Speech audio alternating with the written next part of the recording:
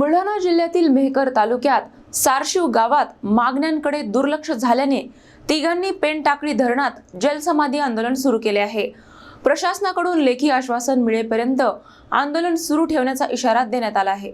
बुलढाणा जिल्ह्यातील मेहकर तालुक्यातील सारशिव गावात मागण्यांसाठी नागरिकांनी टोकाचा मार्ग अवलंबल्याचे चित्र समोर आले आहे। गावातील जिल्हा परिषद शाळेच्या परिसरातील अतिक्रमण हटविणे आणि हिंदू स्मशानभूमीसाठी जागा उपलब्ध करून देणे या प्रमुख मागण्या प्रशासनाकडे वारंवार मागण्यात आल्या होत्या। मात्र या मागण्यांकडे दुर्लक्ष होत असल्याचा आरोप करत गावातील मनीष जाधव, प्रवीण राजगुरू आणि पंकज वाघ या तिघांनी पेनटाकळी धरणात उतरून जलसमाधी आंदोलन सुरू केले आहे। आंदोलकांनी स्पष्ट इशारा दिला आहे की जोपर्यंत त्यांच्या मागण्यांबाबत लेखी आश्वासन मिळत नाही तोपर्यंत ते पाण्याबाहेर येणार नाहीत। या आंदोलनामुळे परिसरात तणावाचे वातावरण निर्माण झाले असून प्रशासनासमोर मोठे आव्हान उभे ठरले आहे।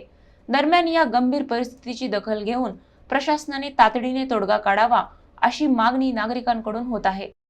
वारंवार प्रशासनाकडे विनंती केली, तक्रार अर्ज दिले, निवेदने केले, आमरण उपोषण केले, अन्नत्याग आंदोलन केले, पण मात्र जाणून बुजून हेतू पुरस्कार प्रशासन या आंदोलनाकडे दुर्लक्ष करीत आहे।